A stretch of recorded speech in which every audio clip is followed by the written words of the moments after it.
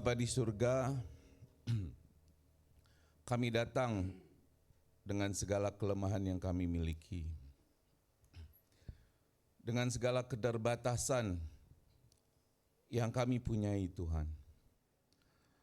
Kami sadar bahwa kami tidak sempurna, namun seringkali kami mungkin putus asa Tuhan, menghadapi kelemahan-kelemahan yang terjadi, yang datang dalam kehidupan kami.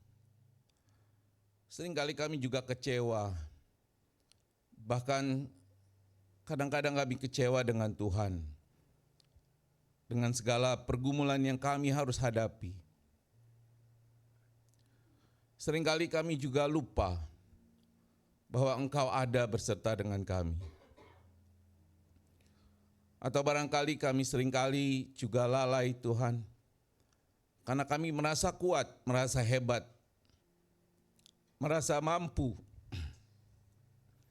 untuk mengatur kehidupan kami sendiri, sehingga kami jauh dari Tuhan. Apapun persoalan hidup kami hari ini Tuhan, kami mau datang. Kami mau datang di hadapan-Mu dengan penuh kerinduan Tuhan, supaya kami boleh berjumpa dengan Engkau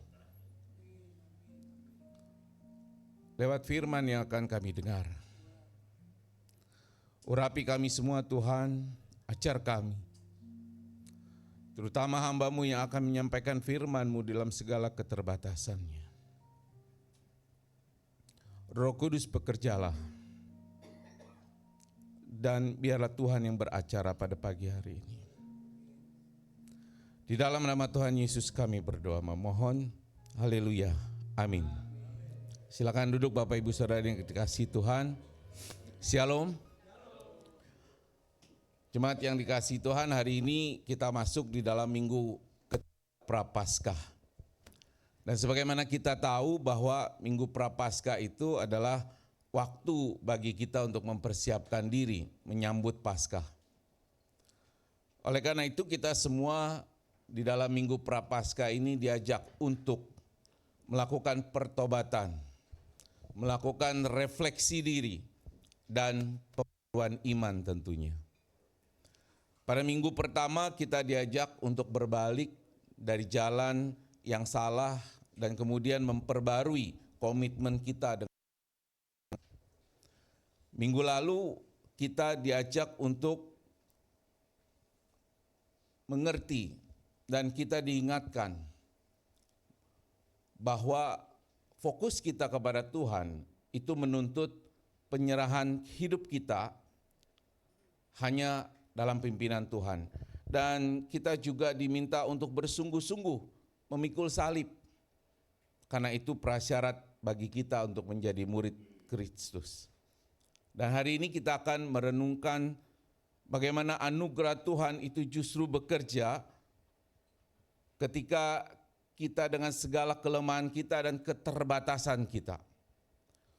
Justru disitulah kita memiliki kekuatan. Dan itulah tema khotbah kita hari ini, yaitu kekuatan dalam kelemahan. Oleh karena itu, mari saya ingin mengajak jemaat sekalian membuka firman Tuhan dari 2 Korintus pasal ke-12. Kita akan membaca dari ayat yang ke-7 sampai yang ke-10. Saya sudah siapkan buat saudara, nanti saudara silakan menyimak. Boleh next saja. Saya akan membacakannya dari Alkitab TB2. Demikian firman Tuhan. Dan supaya aku jangan meninggikan diri karena pernyataan-pernyataan yang luar biasa itu, aku diberi suatu duri di dalam dagingku, yaitu seorang utusan iblis untuk menghantam aku, supaya aku jangan meninggikan diri. Tentang hal ini, aku sudah 3 kali berseru kepada Tuhan, supaya utusan iblis itu mundur dari hadapanku. Namun jawab Tuhan kepadaku, cukuplah anugerahku bagimu, Sebab justru dalam kelemahanlah kuasaku menjadi sempurna. Sebab itu aku terlebih suka bermegah atas kelemahanku, supaya kuasa Kristus turun menaungi aku. Karena itu aku senang dan rela di dalam kelemahan, di dalam siksaan, di dalam kesukaran, di dalam penganiayaan dan kesengsaraan karena Kristus. Sebab jika aku lemah, aku kuat. Demikian firman Tuhan. Yang berbahagia ialah kita yang selalu membaca, merenungkan, dan melakukan firman Tuhan. Haleluya. Bapak Ibu yang dikasihi Tuhan, tentu tidak ada seorang pun di antara kita yang senang mengalami kelemahan. Tentu tidak ada yang senang mengalami sakit, ya, tidak ada yang senang mengalami kegagalan, tidak ada yang senang bahkan suka marah-marah, nggak senang kan ya, atau hobi marah-marah itu. Pasti nggak senang. Ya, mudah tersinggung juga, kita merasa tidak nyaman. Apalagi menjadi tua ya Opung ya. Ya, dengan kalau menjadi tua kan banyak kelemahannya, jadi banyak kekurangannya. Makanya banyak orang berusaha untuk awet muda. Ya, nggak senang kalau mukanya makin lama makin banyak keriput gitu ya, banyak flek, makanya banyak yang oplas gitu. Ya, manusia tidak senang dengan segala kelemahan-kelemahan. Tetapi sesungguhnya kelemahan itu adalah bagian dari seorang manusia. Karena kita tidaklah sempurna. Betul ya? Setuju? Ya, kita tidaklah sempurna. Di dalam terang firman Tuhan Bapak Ibu Saudara, kelemahan manusia itu bukan hanya secara soal fisik semata-mata, tapi mencakup seluruh kondisi keterbatasan manusia sebagai ciptaan. Rasul Paulus di dalam 2 Korintus 12 ayat 9 dan 10 yang tadi kita baca, dia menggunakan kata kelemahan itu dengan bahasa aslinya asteneia, yang artinya apa? Ketidakmampuan manusia yang menjadi tempat bagi karya Allah dan kuasa Allah. Ketidakmampuan manusia, keterbatasan manusia. Nah, secara teologis, secara pastoral, kelemahan manusia itu bisa kita melihat dari beberapa dimensi, Bapak Ibu Saudara. Ya, hari ini kita belajar. Karena kelemahan manusia itu kan banyak sekali kalau kita mau hitung-hitung. Tapi saya mau ajak kita melihat dari 7 dimensi atau 7 bagian dari kelemahan manusia. Yang kelemahan pertama disebut kelemahan secara fisik. Nah, ini adalah keterbatasan tubuh manusia. Ya, contohnya ada penyakit, kita merasa lelah, ya, mengalami penuaan, keterbatasan tenaga, ya, itu karena faktor tubuh manusia. Makin tua, makin lemah. Kemarin saya melakukan traveling perjalanan dinas, memang beda saudara. Umur itu nggak bisa bohong, ya benar ya, umur nggak bisa bohong. Makin usia makin gampang lelah. Dan firman Tuhan mengatakan di Mazmur 103 ayat 14 bahwa Tuhan itu tahu bahwa kita ini hanyalah debu. Jadi artinya dengan kata lain tubuh manusia ini tubuh yang fana, ya, tubuh yang rapuh. Tadi Penatua Monci juga katakan kita rapuh, kita lemah. Secara tubuh juga demikian. Nah, itulah kelemahan kita secara fisik. Yang kedua disebut dengan kelemahan emosional. Manusia juga memiliki kelemahan di dalam perasaannya, di dalam hatinya. Contoh, ada rasa takut, termasuk takut kucing gitu ya, takut kucing. Ya, mudah cemas. Iya, ada yang takut kucing, gampang putus asa, ya. Juga ada kesedihan. Ya, ini kelemahan manusia secara emosional. Bahkan tokoh iman sehebat Nabi Elia juga pernah berkata, cukuplah itu penderitaan yang dia alami. Sekarang ya Tuhan, ambillah nyawaku. Jadi dia juga ada perasaan putus asa menghadapi kesulitan-kesulitan yang dia hadapi. Dan ini menunjukkan bahwa manusia itu saudara bisa mengalami keletihan secara emosional, bahkan mengalami keputusasaan. Ya. jujur kadang-kadang juga saya merasa capek, ya, pengen cepat-cepat pulang kepada Tuhan, ya, karena lelah menghadapi kehidupan ini secara emosional. Manusia juga mengalami kelemahan secara moral. Nah, ini yang tadi Penatua Monci mengatakan bahwa kita cenderung rapuh, mudah jatuh ke dalam dosa.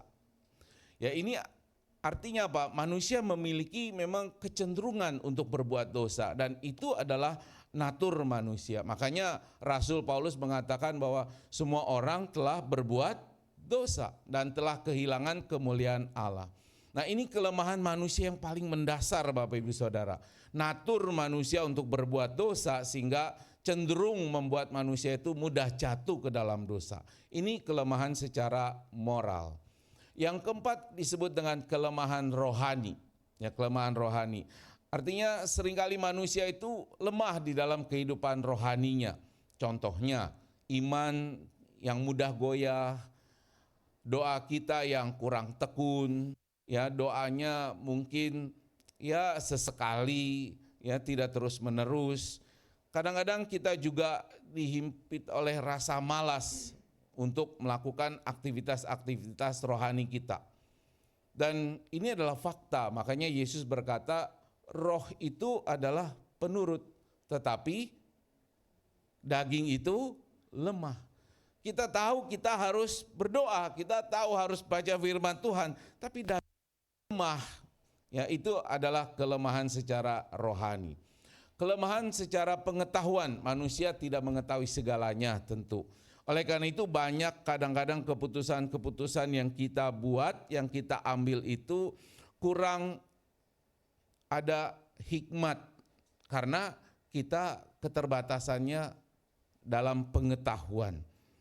Ya, 3 ayat 5 berkata begini, percayalah kepada Tuhan dengan segenap hatimu dan jangan bersandar kepada pengertianmu sendiri. Karena kita kurang pengertian, kita kurang pengetahuan, kita tidak tahu segala sesuatunya.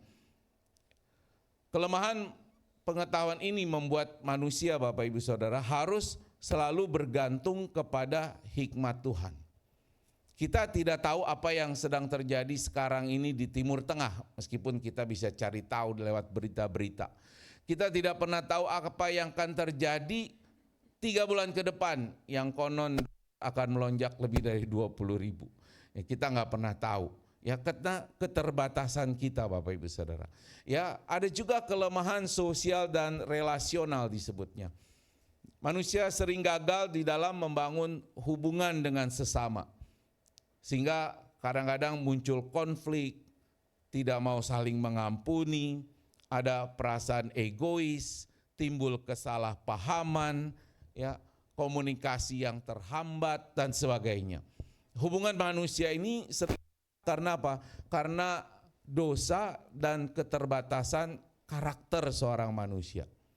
Oleh karena itu Yesus memerintahkan kita untuk hidup saling mengasihi. Amin, saudara. Tapi gampangkah saling mengasihi? Tidak mudah. Kenapa? Karena ada keterbatasan karakter kita. Ya, sifat-sifat kita yang egois, yang enggak gampang mengampuni orang lain. Yang terakhir ada kelemahan di dalam menghadapi penderitaan. Banyak orang tidak siap menghadapi kehilangan, tidak siap menghadapi kegagalan, ketidakpastian hidup, ekonomi yang sulit, dan sebagainya. Tapi justru di situ kita harus mengerti bahwa iman kita diuji dan dimurnikan.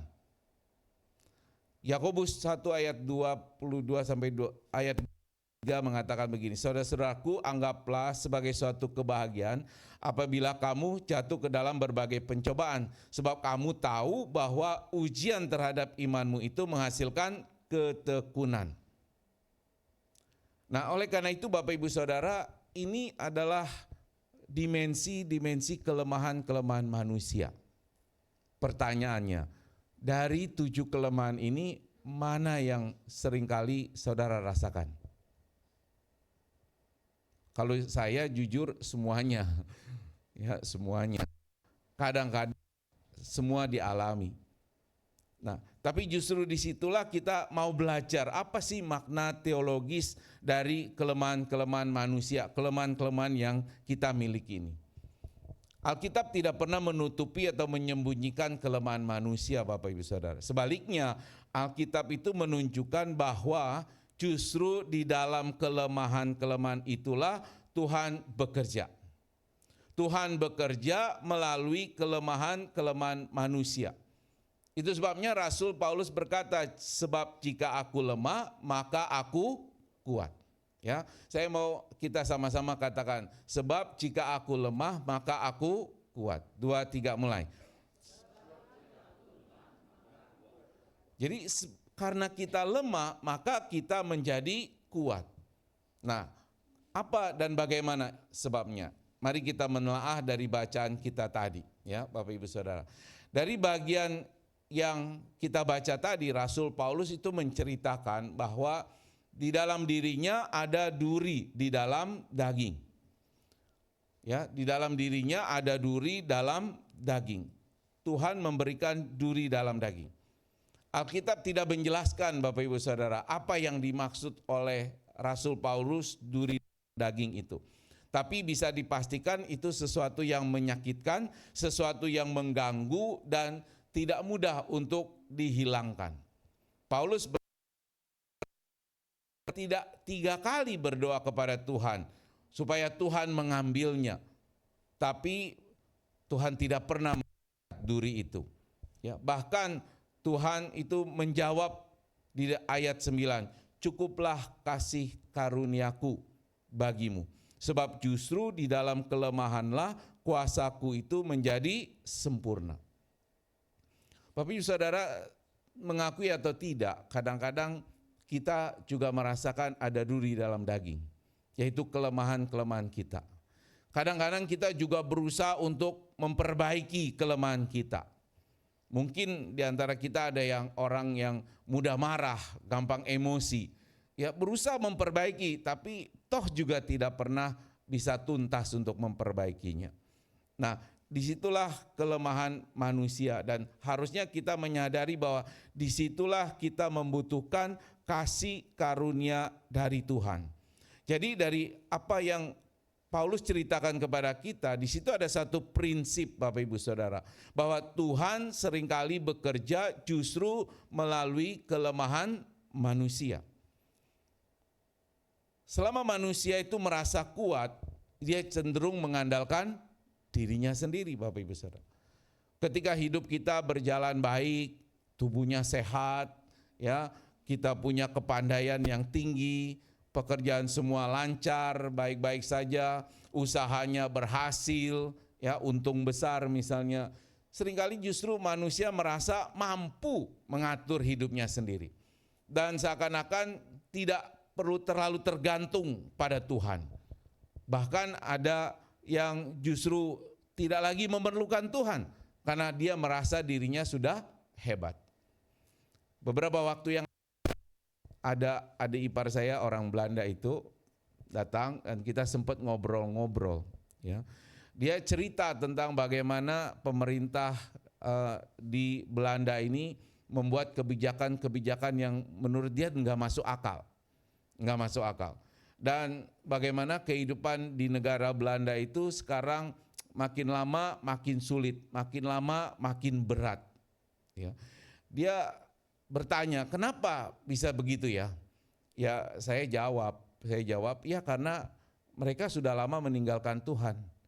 Buktinya gereja aja udah kosong, kalaupun ada tinggal orang-orang tua yang sudah usur, gereja banyak diubah jadi restoran, jadi klub. Yang terakhir saya lihat ada gereja diubah jadi lapangan padel. Lapangan padel ya. Ya, mereka sudah meninggalkan Tuhan. Maka kalau mau kehidupan menjadi lebih baik, tidak ada cara lain. Harus kembali kepada Tuhan. Dan dia bilang, iya benar. Sekarang ini banyak orang-orang di Belanda mulai ke gereja lagi. Ya, karena mereka merasa butuh Tuhan sekarang. Yang tadinya nggak butuh Tuhan karena hidupnya udah oke-oke aja. Nah, sekarang dalam kesulitan baru mulai ke gereja lagi. Tapi faktanya memang begitu Bapak Ibu Saudara. Ya, di negara Finlandia, kalau Bapak Ibu pernah nonton, lihat di Instagram atau di TikTok gitu ya. Mereka itu tidak percaya Tuhan. Nggak penting religius gitu. Kenapa? Karena negaranya aman. Ya, maka dibilang kalau negara mau aman nggak usah beragama, negara aman. Waduh, gimana itu ya? Ya, karena mereka merasa udah nggak butuh Tuhan Bapak Ibu Saudara, karena merasa sudah hebat ya, sudah semuanya baik-baik saja. Nah demikian juga barangkali dengan kita. Barangkali kita selama ini nggak butuh Tuhan. Ya kita ibadah iya, kita berdoa iya, tapi sekedar rutinitas, tidak sungguh-sungguh mau memohon pertolongan dari Tuhan. Nanti baru kelemahan datang, ya, baru ada sakit, dapat sakit, baru ada musibah, baru kita mau duduk berlutut, nangis, bergerung-gerung gitu misalnya, ya, untuk memohon pertolongan Tuhan. Ya inilah manusia. Ya inilah manusia. Kadang-kadang kita lupa bahwa kita ini manusia yang lemah. Kita harus selalu bergantung kepada Tuhan. Ada amin? Ya. Nah justru kita harusnya mestinya sadar bahwa kita ini punya duri di dalam daging. Mau jujur tidak jujur kita akui, kita ini punya satu kelemahan yang harusnya membuat kita itu terus datang kepada Tuhan. Justru kelemahan itulah yang membuat kita harusnya terus belajar mengandalkan diri dan bersandar kepada Tuhan. Kadang Tuhan izinkan kelemahan-kelemahan itu terus ada di dalam diri kita, supaya kita bersandar penuh kepada Tuhan. Seperti yang Paulus alami Bapak Ibu Saudara. Maka ketika Tuhan menjawab Paulus bahwa cukuplah kasih karuniamu bagiku. Kasih karuniaku bagimu. Artinya Tuhan enggak mengangkat kelemahan itu. Tuhan tidak mengangkat duri itu. Tapi Tuhan justru memberikan kasih karunia yang cukup. Kalau di dalam bahasa aslinya kasih karunia itu adalah karis Bapak Ibu Saudara. Dan di terjemahan baru tadi saya membacanya adalah anugerah. Jadi kasih karunia itu juga adalah anugerah. Bukan cuma anugerah pengampunan yang kita terima, tapi anugerah kekuatan yang akan menopang kehidupan kita sebagai manusia. Bukan berarti hidup kita akan jadi baik-baik saja, bukan berarti kita akan jadi manusia yang sempurna, tidak. Tapi justru di dalam kelemahan kita itu, Tuhan memberikan anugerah. Tuhan memberikan kekuatan bagi kita. Tuhan akan menjawab doa-doa kita dengan cara-cara yang berbeda. Bukan menghilangkan masalah kita, menghilangkan kelemahan kita, bukan. Tetapi justru memberikan kita kasih karunia yang cukup bagi kita untuk menjalaninya, Bapak Ibu Saudara. Ya oleh karena itu Bapak Ibu Saudara, cukuplah kasih karuniaku bagimu, itu artinya apa? Artinya Tuhan akan memberikan kekuatan ketika kita lemah. Tuhan akan memberikan satu pengharapan ketika kita putus asa. Tuhan akan memberikan kita damai ketika kita berada di dalam tekanan-tekanan. Nah ini makna yang penting Bapak Ibu Saudara. Ya, makna yang sangat penting. Jadi kelemahan itu akan membuat kita sadar bahwa kita akan terus membutuhkan anugerah dari Tuhan setiap hari. Dan kita perlu ingat bahwa Tuhan kita bukan Tuhan yang tidak mengerti kelemahan-kelemahan kita. Amin. Ya, saya bacakan di dalam Ibrani pasal 4 ayat 14 sampai 16. Ayatnya bilang begini Bapak Ibu Saudara. Jadi karena kita sekarang mempunyai imam besar agung, yaitu Yesus yang telah melintasi semua langit, yaitu Yesus anak Allah, baiklah kita berpegang teguh pada pengakuan iman kita. Sebab imam besar yang kita punya, Yesus, bukanlah imam besar yang tidak dapat turut merasakan kelemahan-kelemahan kita. Sebaliknya, sama seperti kita, ia telah dicobai dalam segala hal. Hanya saja ia tidak berbuat dosa. Sebab itu, marilah kita dengan penuh keberanian menghadapi tahta menghampiri tahta anugerah supaya kita menerima rahmat dan menemukan anugerah untuk mendapatkan pertolongan pada waktunya. Jadi ketika kita merasa tidak mampu, ketika kita merasa lemah Bapak Ibu Saudara, maka kasih karunia Tuhan itu bekerja paling nyata. Kalau kita mau menghampiri Dia, kalau kita mau mencari Dia. Saya ingin tes Bapak Ibu Saudara. Minggu lalu Pak Gembala ada putar video pendek tentang seorang tukang cukur yang gak percaya kepada Yesus. Nggak percaya Tuhan itu ada. Masih ingat nggak ya? Kalau enggak diputar ulang nih ya. Masih ingat ya? Tukang cukur nggak percaya kalau Tuhan ada. Nah si pendeta susah jawabannya. Tapi dia diberikan hikmat. Ada orang yang gondrong di luar, waktu dia keluar, kemudian dia balik lagi, dia bilang sama tukang cukur itu nggak ada. Dan tukang cukur jawab, ya bagaimana menolong dia karena dia nggak pernah datang sama saya. Dengan Tuhan, Tuhan itu nggak ada, Tuhan itu tidak ada kecuali kita datang pada Dia untuk meminta pertolongan. Jadi Bapak Ibu Saudara, kita harus menyadari bahwa kita butuh anugerah Tuhan setiap hari. Nah, menyadari hal itu Rasul Paulus menyatakan, sebab itu lebih suka aku bermegah atas kelemahanku. Bukan artinya dia sukacita karena dia punya kelemahan, bukan Bapak Ibu Saudara. Ya, karena dia menyadari bahwa lewat kelemahan itulah kuasa Tuhan bekerja di dalam kehidupannya. Ya. Kita jangan bermegah atau menyombongkan diri karena punya kelemahan. Aku punya kelemahan, bukan itu. Tapi justru di dalam kelemahan kita itulah kita makin menyadari bahwa kita butuh anugerah Tuhan. Kalau saja Paulus itu selalu kuat, tidak ada duri dalam dagingnya, mungkin dia akan berkata, aku Paulus ini, aku orang yang hebat. Ya, aku Paulus ini, aku orang yang luar biasa, jadi sombong. Tapi ketika Paulus melayani justru di tengah penderitaannya, di tengah tekanan, di tengah banyak kelemahan, maka orang lain dan dia sendiri menyadari bahwa itu bukanlah kekuatan diri dia, bukan kekuatan manusia, tapi itu adalah kuasa Tuhan yang bekerja melalui dia. Nah, Bapak Ibu Saudara yang dikasihi Tuhan, kalau kita merasa kita lemah, kita ini kurang, ya suaranya kurang nendang misalnya gitu ya dalam pelayanan, ya tetap melayani Tuhan. Mungkin kita ada kelemahan tubuh, ada penyakit yang mungkin belum sembuh, tapi tetap mau melayani. Itu sesuatu yang menunjukkan bahwa di dalam kelemahan kita justru kuasa Tuhan bekerja.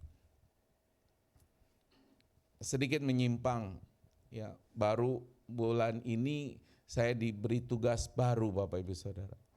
Ya, diberi tugas yang ya tidak pernah saya pikirin.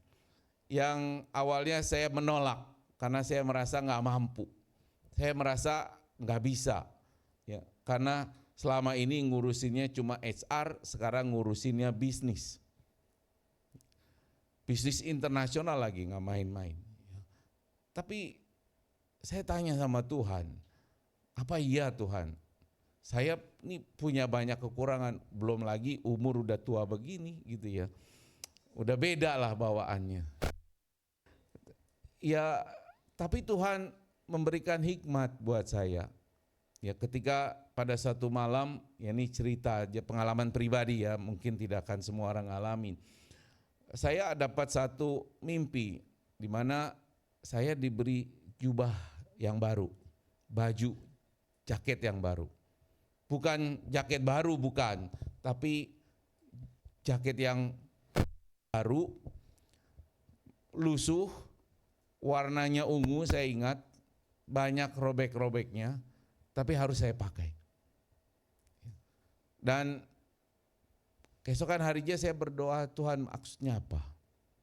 Ya Tuhan berikan hikmat, ya itulah tugas baru, ya, itu jabatan baru, tanggung jawab baru.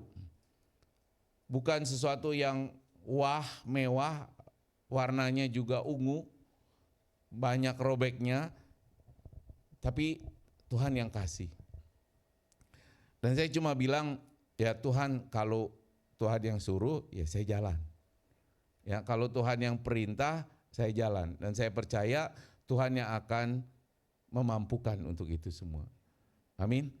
Kalaupun suatu hari nanti berhasil, ya, saya harus ingat bahwa itu bukanlah kesanggupan saya. Tapi itu karena adalah anugerah Tuhan, kekuatan dari Tuhan.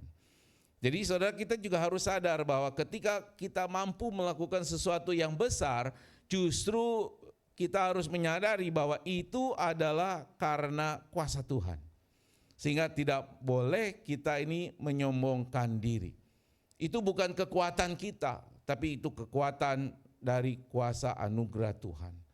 Nah, Paulus saudara menyadari itu. Makanya dia katakan, jika aku lemah, maka aku kuat. Dan ini adalah paradoks dari iman Kristen, Bapak Ibu Saudara. Ketika kita manusia itu merasa kuat, maka sekali lagi manusia sering melupakan Tuhan. Tapi ketika manusia itu lemah, maka kuasa Tuhan itu bekerja lebih nyata. Bapak Ibu Saudara yang dikasihi Tuhan, paradoks yang dikatakan oleh Rasul Paulus ini sebenarnya sudah mencapai puncaknya di dalam peristiwa salib Kristus. Kita kalau ingin melihat bagaimana kuasa Tuhan itu bekerja melalui kelemahan, maka kita harus melihat kepada salib Kristus. Di kayu salib, Yesus dalam kemanusiaannya tampak sangat lemah di mata dunia. Ia ditangkap tanpa perlawanan, ia dihina dan dipermalukan tanpa membalas, ia dipukul dan disiksa, dan terakhir ia disalibkan seperti seorang penjahat. Tentu di mata manusia semua itu tampak seperti sebuah kekalahan total. Ya, seolah-olah kuasa kegelapan menang atas Yesus dan Yesus dikalahkan. Seolah-olah. Bahkan orang-orang yang lewat ketika melihat Yesus disalib mengejek, kalau engkau sungguh anak Allah, turunlah dari salib itu. Yesus dipandang sangat lemah. Tapi justru disitulah misteri kelemahan terjadi, Bapak Ibu Saudara. Apa yang dilihat sebagai kelemahan ternyata adalah sebuah kemenangan. Kemenangan terbesar di dalam sejarah manusia. Karena melalui salib itu, dosa dikalahkan, maut sudah dipatahkan, dan keselamatan diberikan kepada dunia, kepada saudara dan saya hari ini.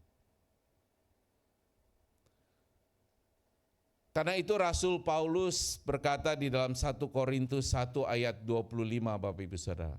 Sebab yang bodoh dari Allah lebih besar hikmatnya daripada manusia. Dan yang lemah dari Allah lebih kuat daripada manusia. Artinya apa? Artinya apa yang dianggap dunia sebagai kelemahan, salib, penderitaan, pengorbanan, justru adalah cara Allah menyatakan kuasanya yang terbesar. Jadi ketika kita melihat salib itu, Bapak Ibu Saudara, kita belajar bahwa Allah tidak selalu bekerja melalui kekuatan yang kelihatan. Allah seringkali bekerja melalui hal-hal yang tampak kecil, lemah, bahkan mungkin tidak berarti di mata dunia. Salib justru mengajarkan kepada kita bahwa kelemahan bukanlah akhir dari cerita. Begitu kata Penatua Monci tadi. Kelemahan bukanlah akhir dari sebuah cerita. Kelemahan justru bisa menjadi tempat Tuhan melalui melakukan karya-karyanya yang terbesar.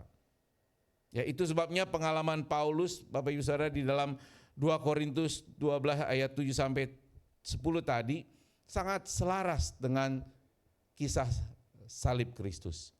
Paulus belajar bahwa ketika ia lemah, justru ia memberi ruang bagi kuasa Allah untuk bekerja. Bapak Ibu Saudara yang dikasihi Tuhan, mungkin hari ini engkau datang dengan segala kelemahanmu. Engkau datang dengan duri di dalam daging. Mungkin ada yang sedang bergumul dengan sakit penyakit yang sudah lama dan Tuhan belum sembuhkan. Mungkin ada yang sedang mengalami masalah keluarga yang cukup berat. Mungkin ada yang mengalami kegagalan atau tekanan hidup. Mungkin ada yang sudah merasa capek dan mulai menyerah di dalam menjalani hidup ini. Mungkin juga ada yang sudah hampir putus asa dengan segala kekurangan-kekurangan dirinya. Dan seringkali mungkin kita juga berdoa supaya Tuhan mengambil duri di dalam daging kita itu. Namun firman Tuhan hari ini kita boleh belajar bahwa kadang-kadang Tuhan tidak langsung mengangkat duri itu.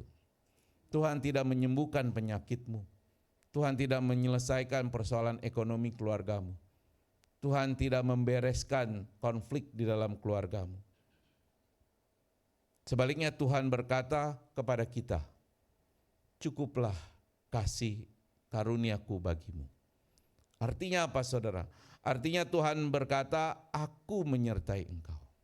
Amin. Tuhan berkata, aku akan menguatkan engkau. Tuhan berkata, aku akan menopang engkau.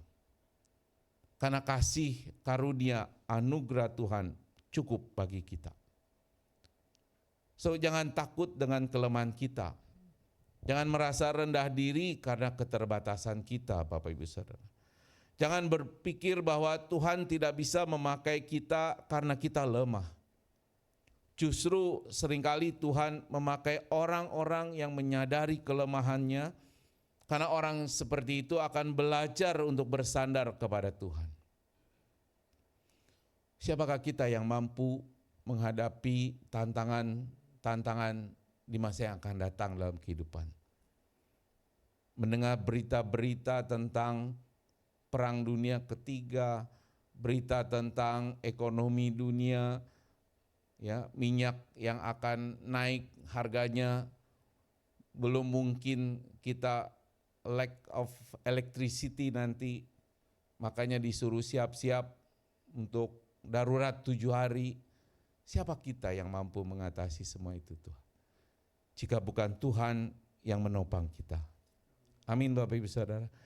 Ya, oleh karena itu di minggu ketiga Prapaskah ini kita diingatkan bahwa perjalanan iman kita menuju Paskah Bapak Ibu Saudara adalah melalui salib terlebih dahulu. Karena salib mengajarkan kepada kita bahwa kekuatan Tuhan dinyatakan di dalam kelemahan. Bahwa kasih karunia Tuhan cukup bagi kita. Bahwa kuasa Kristus bekerja di dalam keterbatasan kita sebagai manusia. Karena itu kita mari belajar seperti Rasul Paulus yang selalu berkata, sebab jika aku lemah maka aku kuat. Ya, sekali lagi kita ucapkan, jika aku lemah maka aku kuat. Ulang sekali lagi, jika aku lemah maka aku kuat. Kan kita akan kuat bukan karena kemampuan kita. Kita akan kuat bukan karena kekuatan kita sendiri. Kita kuat karena Kristus yang menopang hidup kita. Amin. Ya, itu kita harus selalu ingatkan diri kita. Terlebih lagi karena di jalan kehidupan kita ini kita selalu diiringi oleh Tuhan. Tuhan selalu ada beserta dengan kita. Ya. Maka mungkin lagu lawas ini boleh sering-sering kita nyanyikan. Ya, di jalanku ku diiring. Sederhana, nadanya juga sederhana Bapak Ibu Saudara. Ya, di jalanku ku diiring oleh Yesus Tuhanku. Apakah yang kurang lagi jika Dia panduku? Diberi damai surgawi asal imanku teguh. Suka duka dipakainya untuk kebaikanku. Di jalanku yang berliku dihiburnya. Bila tiba pencobaan dikuatkan imanku. Jika aku kehausan dan langkahku tidak tetap, dari cadas di depanku datang air yang sedap. Ini lagu lawas Bapak Ibu Saudara. Ya. diciptakan tahun 1875. Ya, saya ingin kita semua belajar menyanyikan lagu ini. Ya, saya akan dibantu sama mereka pastinya. Saya lemah. Makanya perlu kekuatan. Amin.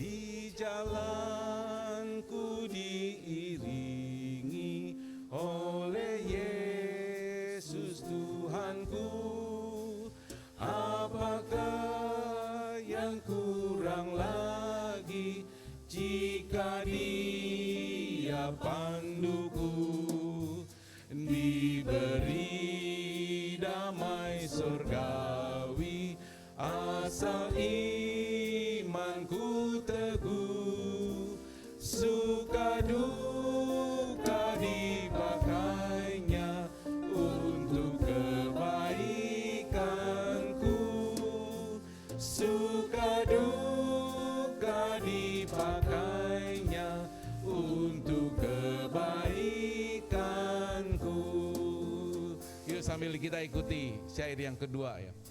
Jalanku yang berliku, dihiburnya hatiku, bila tiba pencobaan, dikuatkan imanku.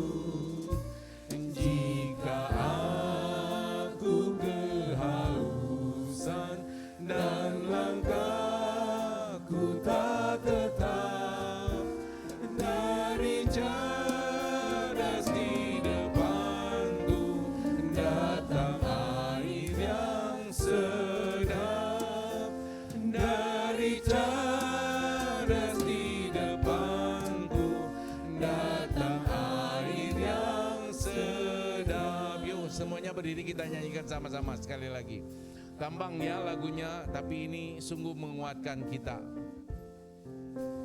Di jalanku diiringi oleh Yesus Tuhanku, apakah yang kurang lagi jika Dia panduku, diberi damai surgawi asal imanku teguh, suka duka dipakainya untuk kebaikanku, suka duka dipakainya untuk kebaikanku.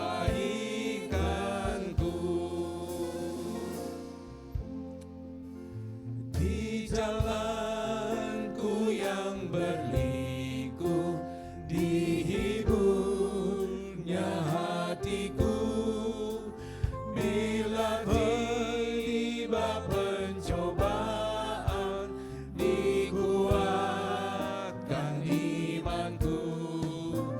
Jika aku kehausan, langkahku tak tetap, dari cadas di depanku datang air yang sedap, dari cadas di depanku datang air yang sedap.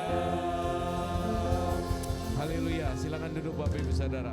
Mau duduk boleh, berdiri boleh, silakan. Masih setengah jam, enggak? Ya silakan.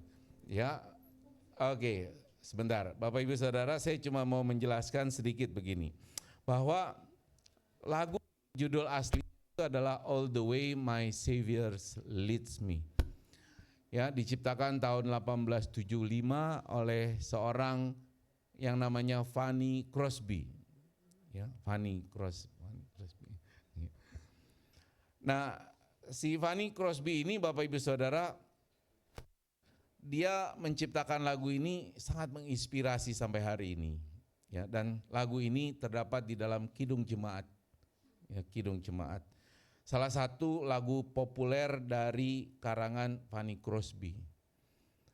Dia lahir tahun 1820 dan ketika masih bayi dia mengalami sakit mata. Kemudian karena salah pengobatan, penglihatannya jadi rusak, akhirnya dia buta total sejak bayi. Secara manusia kita mungkin berpikir bahwa hidupnya akan penuh kepahitan karena dia nggak bisa melihat. Banyak orang mungkin bertanya-tanya, kenapa Tuhan izinkan itu terjadi atas kehidupan dia? Namun yang luar biasa adalah Fanny Crosby tidak pernah hidup di dalam kepahitan. Sebaliknya justru ketika dia ditanya kalau mau dilahirkan kembali buta atau enggak. Tapi dia bilang begini, jika aku bisa memilih ketika lahir, aku tetap memilih untuk buta. Karena ketika aku tiba di surga, satu-satunya wajah pertama yang aku akan lihat adalah wajah juru selamatku. Jadi dia tidak pernah merasa kepahitan dengan keadaan fisiknya yang buta. Tapi justru dia menyerahkan hidupnya kepada Tuhan. Dan disitulah Tuhan memberikan dia karunia, kemampuan. Dia kemudian dimampukan mengarang lagu. Bukan 1, bukan 2, bukan 10, bukan 100, 8.000 lagu yang sudah dia karang. Ya. Sungguh luar biasa. Di antaranya cukup terkenal ada di dalam Kidung Jemaat, Ku Berbahagia. Nyanyinya gimana? Ku berbahagia. Udah jangan ntar disuruh terus ya. Ya, mampirlah dengar doaku. Wah, hebat semua ya. Ya terus nyanyi aja.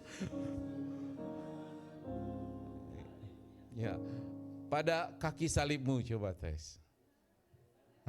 Iya. Pada kaki salib. Bukan ya.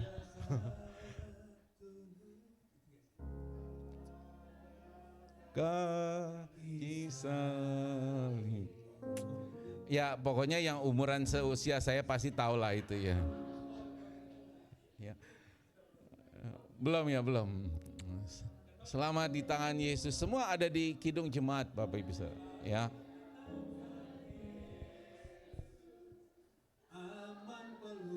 Hanya dalam kasih-Nya aku bahagia. Udah nyanyi terus nanti kita ya. Tapi ya itulah lagu-lagu yang cukup luar biasa Bapak Ibu Saudara ya. Dihasilkan oleh seorang yang buta. Yang penuh kelemahan tapi dipakai Tuhan dengan cara luar biasa. Jadi dengan ini maka firman Tuhan hari ini mau meyakinkan saudara. Jangan kecil hati dengan segala kelemahanmu. Serahkan dirimu, hidupmu kepada Tuhan dan izinkan kuasa-Nya bekerja.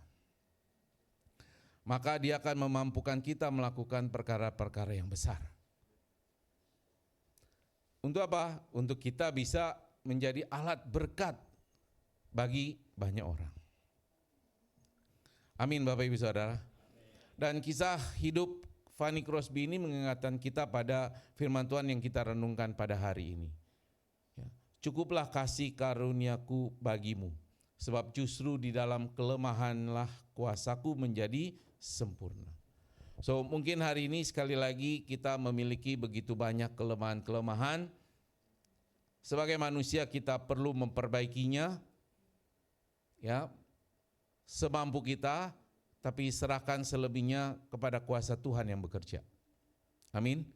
Yang penting adalah kita hidup untuk memuliakan Tuhan. Kita lakukan segala sesuatu demi untuk memuliakan nama Tuhan. Kelemahan-kelemahan kita tidak akan pernah menghalangi karya Tuhan bekerja bagi kehidupan kita. Amin. Karena sebab aku lemah, maka aku jadi kuat. Terus bersandar kepada Tuhan, jangan bersandar kepada kekuatanmu sendiri. Mari kita berdoa. Bapa di surga, terima kasih buat firman-Mu yang boleh kami dengar, kami renungkan sepanjang pagi hari ini, yang mengingatkan kami bahwa kami sebagai manusia tidaklah sempurna. Kami punya banyak kelemahan, tapi seringkali kami justru sombong mengandalkan kekuatan kami sendiri. Sehingga kami melupakan Tuhan, bahkan seringkali kami merasa enggak butuh Tuhan. Tapi pagi hari ini terima kasih buat firman-Mu yang boleh mengingatkan kami bahwa kami adalah manusia yang lemah. Tapi di tengah kelemahan kami itulah kami akan jadi kuat ketika kami bersandar kepada Tuhan. Ketika kami mengandalkan Tuhan di dalam kehidupan kami. Ketika kami mau dipakai Tuhan menjadi alat berkat bagi banyak orang. Terima kasih Bapak, kami mau berdoa juga untuk negara kami, Republik Indonesia. Kami tahu Bapak Presiden kami, Wakil Presiden, bahkan seluruh jajaran pemerintahan, kabinet punya banyak kelemahan untuk mengelola negara ini. Tapi kami percaya kuasa-Mu cukup bagi negara kami ini Tuhan. Sehingga Engkau memberikan hikmat bagi mereka untuk bisa mengelola negara ini dengan baik. Terlebih lagi dengan kebijakan-kebijakan yang penting yang harus diambil di dalam menyikapi situasi politik dan perkembangan dunia yang tidak baik-baik saja hari ini. Kami percaya Engkau tetap menyertai bangsa Indonesia, sehingga kami boleh mampu melewati krisis apapun, situasi buruk apapun yang akan terjadi, dampak dari perang di Timur Tengah saat ini. Kami percaya Engkau terus memberkati bangsa Indonesia sehingga tetap rakyat Indonesia hidup dalam kecukupan, damai sejahtera, sukacita terus ada di dalam bangsa kami ini. Terima kasih ya Bapak, kami berdoa juga untuk Munas Gereja Rasul Indonesia pada bulan Juni mendatang. Kiranya Tuhan juga memberkati para hamba-hamba Tuhan yang mempersiapkan diri, baik yang menjadi panitia maupun yang akan menjadi peserta. Tuhan berkati supaya apapun yang menjadi kebutuhan dana untuk terselenggaranya acara ini boleh mereka dapatkan, dan Munas boleh berlangsung dengan baik, dengan penuh damai, tanpa ada perselisihan, tanpa ada pertikaian satu, apalagi keinginan untuk menguasai jabatan-jabatan tertinggi untuk kepentingan pribadi. Kami serahkan Munas Gereja Rasul Indonesia ke dalam tangan Tuhan. Demikian juga kami mau menyerahkan gereja kami, Gereja Rasul Indonesia Berkat ini Tuhan. Kami menyerahkan Bapak Gembala kami, Gembala sidang kami, Pendeta Renaldo Pangabian. Tuhan berkati dia. Berkati dia dalam segala pelayanan yang dilakukannya. Berkati juga keluarganya ya Tuhan, istri dan kedua anaknya. Tuhan berikan sukacita damai sejahtera bagi mereka, perlindungan proteksi bagi mereka sekeluarga. Dan Tuhan pakai gembala kami dengan penuh hikmat boleh menggembalakan jemaat-Mu di tempat ini. Segala yang baik, segala yang berkenan di hadapan Tuhan yang dikerjakannya bagi jemaat di tempat ini. Berdoa juga untuk Pendeta Horasiaan yang hari ini masih terbaring di rumah sakit Tuhan. Karena kelemahan tubuh fisiknya, Tuhan kiranya Engkau berkenan untuk memberikan kesembuhan jika Tuhan mau, sesuai dengan waktu dan rencana Tuhan. Tapi di dalam kelemahan tubuhnya ini, biarlah kiranya Tuhan juga yang menguatkan dia, supaya dia boleh melihat kasih karunia Tuhan di dalam kelemahan tubuhnya. Dia tetap boleh merasakan sukacita damai sejahtera di dalam kelemahan fisiknya saat ini. Berkati istri dan kedua anaknya, biar mereka juga boleh kuat menghadapi situasi yang mungkin tidak menyenangkan ini Tuhan. Di mana orang tua mereka, ayah mereka sedang sakit, tapi berikan mereka kesabaran, keteguhan hati untuk terus boleh mendampingi Pendeta Horas yang terbaring di rumah sakit Tuhan. Kami berdoa untuk para majelis dan juga pengurus, kiranya Tuhan juga berkati mereka. Biar mereka Tuhan selalu bersandar kepada Engkau, karena mereka juga manusia yang punya banyak kelemahan, tapi biarlah mereka terus bergumul dengan kelemahan-kelemahan mereka. Dan mereka tetap semangat, tetap setia untuk melayani Tuhan dengan sepenuh hatinya. Kami berdoa juga untuk jemaat-jemaat sekalian Tuhan yang saat ini di dalam kelemahan mereka, yang sedang mencari pekerjaan, untuk saudara Agnes, Andrew Panggabean, jemaat lain juga yang membutuhkan. Kiranya Tuhan juga membuka belas kasihan buat mereka supaya mereka kuat di dalam menghadapi situasi yang sulit ini. Terlebih lagi dengan waktu dan sesuai rencana Tuhan, berikan mereka pekerjaan yang baik ataupun kesempatan mereka untuk beraktivitas, untuk menjalani kehidupan mereka dengan baik ya Tuhan.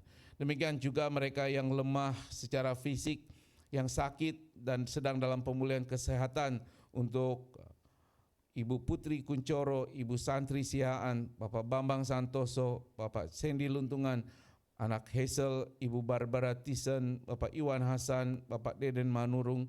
Biarlah mereka di dalam kelemahan tubuh fisiknya yang Tuhan masih izinkan mereka alami, mereka tetap melihat anugerah dan kasih karunia dari Tuhan.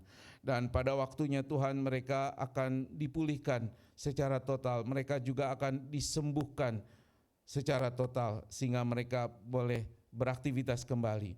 Tapi di tengah-tengah kelemahan tubuh fisiknya, biarlah mereka penuh sukacita tetap mau melayani Tuhan, tetap mencari Tuhan dan bersandar hidupnya kepada Tuhan. Terima kasih ya Bapa, kami berdoa untuk pertumbuhan jemaat gereja kami, baik secara kualitas, secara kuantitas. Kiranya Tuhan berkenan untuk menambahkan jiwa-jiwa baru bagi jemaat di tempat ini, supaya ada perkembangan, pertumbuhan dan kegerakan di gereja kami ini Tuhan. Dan kami juga memohon dukungan Tuhan untuk kebutuhan dana operasional. Kami hanya bergantung kepada Tuhan bahwa Engkau yang akan mencukupkan segala sesuatunya pada waktunya. Terima kasih ya Bapa, kami berdoa untuk petugas penata layanan yang melayani hari ini, untuk song leader, untuk para singer, kemudian untuk para pemusik, juga penerima jemaat, multimedia, soundman, semua yang melayani. Tuhan berkati pelayanan mereka. Dan biarlah mereka di tengah-tengah kekurangan mereka, mereka masih terus bersemangat untuk melayani Tuhan, melakukan yang terbaik, dan kami percaya Tuhan yang akan memampukan mereka. Terima kasih ya Bapa, kami berdoa untuk kota Yerusalem dan bangsa Israel. Biarlah kiranya shalom Tuhan turun atas kota Yerusalem, dan bangsa Israel boleh dicelikan matanya dan mereka boleh menerima Yesus sebagai Tuhan dan Juru Selamat, Sang Mesias yang mereka nanti-nantikan. Terima kasih ya Bapa, kami juga mau berdoa khusus untuk Santi beserta suami yang akan rencana pulang kampung ke Mandua Mas pada tanggal 5 April mendatang, di mana mereka akan menjenguk ayah mereka, Bapak Jonggi Manalu, yang Tuhan izinkan menderita sakit saat ini. Kami tidak tahu pasti apa penyakit yang sesungguhnya Tuhan, karena terjadi pembekakan di bagian pipinya yang sudah mengganggu penglihatannya dan keadaannya semakin memburuk. Tuhan, kami mohon belas kasihan-Mu, kiranya Tuhan jamah dia, Tuhan urapi dia, dan Tuhan berikan kesembuhan sesuai dengan waktu dan rencana Tuhan. Tapi terlebih lagi kiranya Tuhan kuatkan imannya, supaya di dalam kelemahan tubuhnya ini dia tetap mengandalkan Tuhan sebagai Tuhan dan Juru Selamat. Imannya tetap setia kepada Tuhan. Engkau berkati Santi dan suaminya akan pulang. Engkau hantarkan mereka tiba di tempat tujuan dengan selamat Tuhan. Dan kebutuhan dana mereka Tuhan yang cukupkan pada waktunya. Terima kasih Bapa, sehingga mereka boleh berjumpa dengan orang tua mereka dan memberikan kekuatan bagi keluarganya. Terima kasih Bapa. Inilah doa-doa kami yang tidak sempurna yang kami naikkan dengan beralaskan pada doa yang Tuhan Yesus sendiri ajarkan kepada kami, doa Bapa kami. Bapa kami yang di surga, dikuduskan namamu, datanglah kerajaan-Mu, jadilah kehendak-Mu di bumi seperti di surga. Berilah kami pada hari ini makanan kami yang secukupnya, dan ampunilah kami akan kesalahan kami, seperti kami juga mengampuni yang bersalah kepada kami. Dan janganlah membawa kami ke dalam pencobaan, dan kami daripada yang jahat, karena Engkau yang punya kerajaan dan kuasa dan kemuliaan sampai selama-lamanya. Amin. Tuhan Yesus memberkati.